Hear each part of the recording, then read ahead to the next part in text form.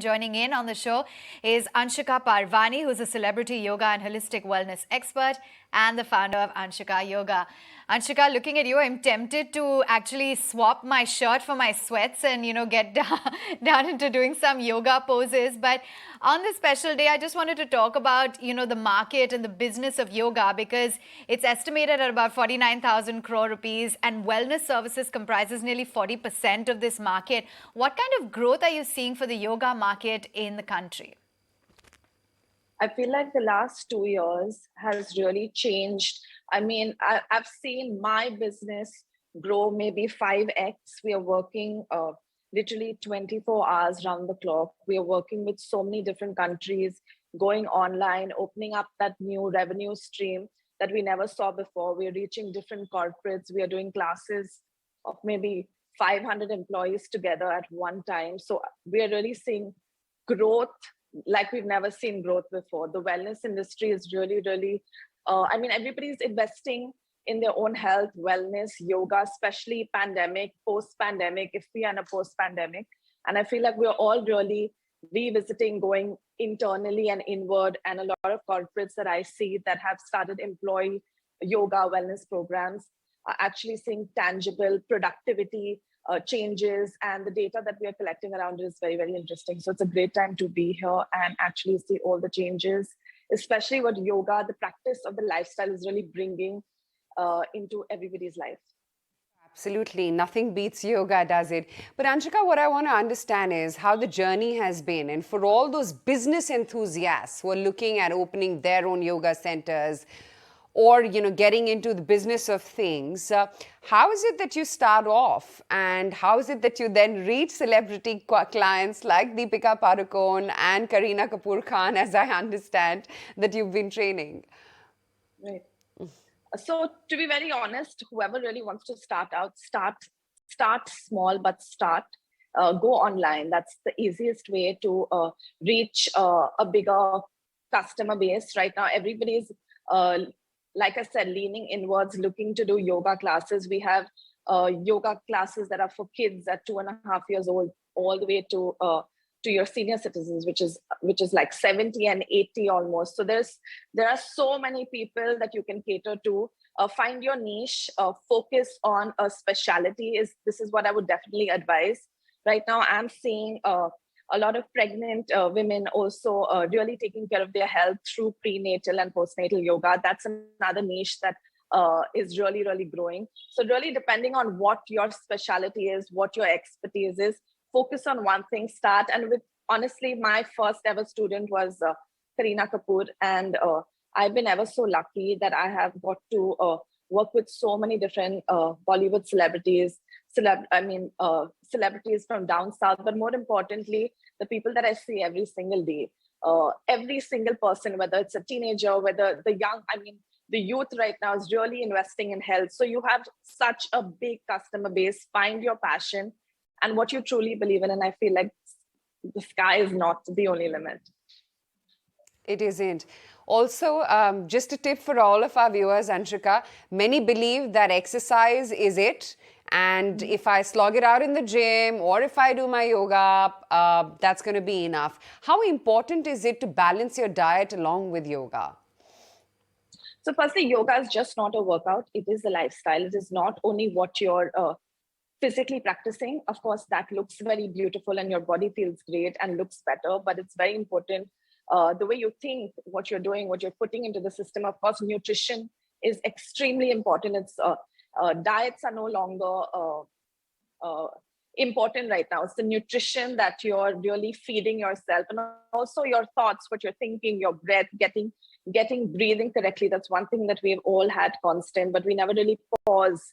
And if only we learn to breathe correctly, more than 50% of our diseases, ailments can literally be reversed, and that's what we forget. So with the practice, we're really slowing yourself down, leaning inward. Your body is always talking to you, and of course what you put into your body is extremely important nutrition wise. So look at your food, balance it out. Of course, have good cheat days, but when I say cheat days, be balanced, make the right choices. It's not that hard. It's actually very simple.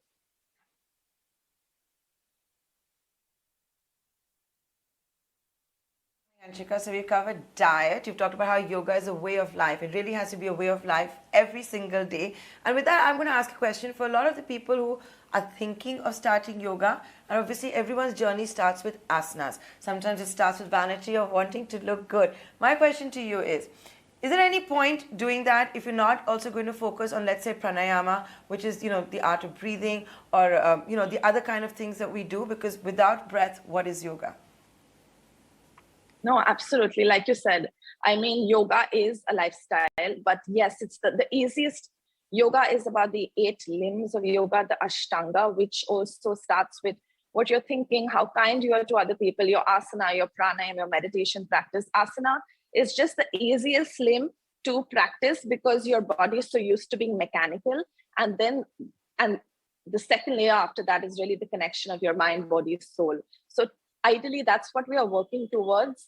But I mean, I truly, truly believe that no practice, even if you're not really focusing on your breath, I'm somebody that believes that any practice is good enough, because what you do 60 minutes on the mat is really going to translate into the other 23 hours of the day that you're living.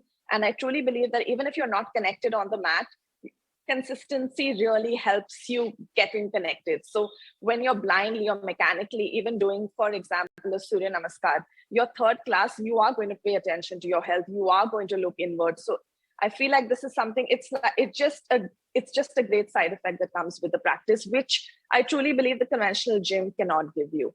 That's why this practice is so dear to me, and everybody should practice yoga in any way. Even if they're going to the gym, they're picking up conventional weights, they're using machines, they're using Pilates.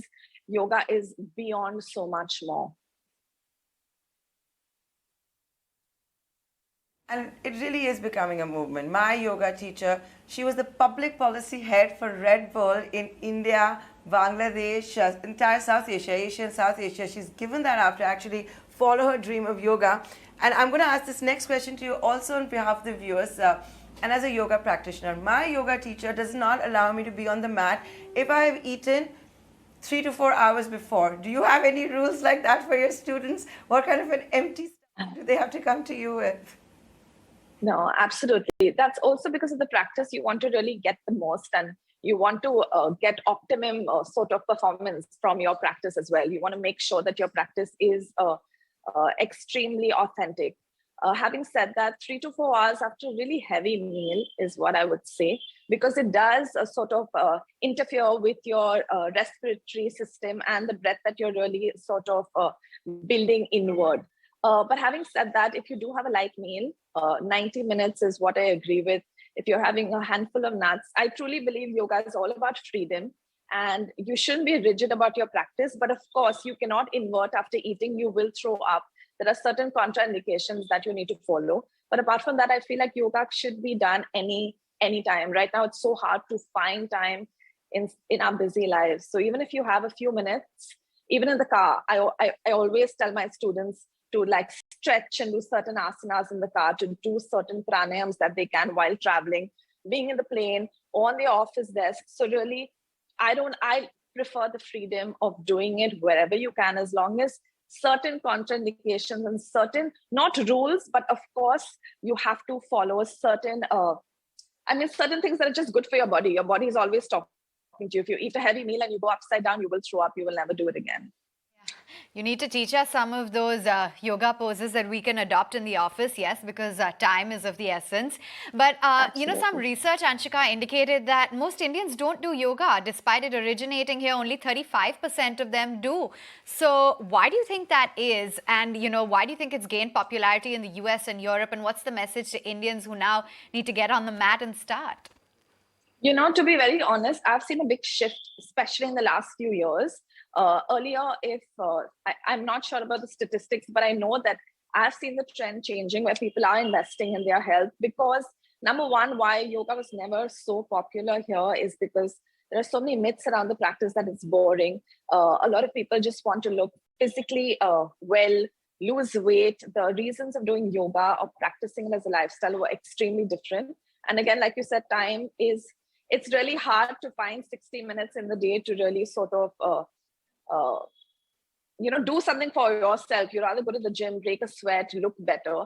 And I feel like that the vanity with just physical health is changing and leaning towards mental, spiritual health, and really overall holistic wellness, not just not just being toned from the outside, but also having that internal makeover, making sure your organs are happy with you, making sure you're internally happy. So I feel like that trend is changing. And of course, the West does popularize a lot of fitness repertoires. And I'm actually grateful to the West for making yoga famous again. And of course, our Prime Minister, who in 2015, finally, I think the whole world has agreed that this is something, yoga is a gift which was born in India, and we've given it to the rest of the world. So I feel like just sort of accepting that we've seen a big rapid change after that. Board, Anshuka, thanks much for joining in on this special day, and we hope to connect with you often. Thank you. Happy International Day of Yoga. Thank you, and same to you and our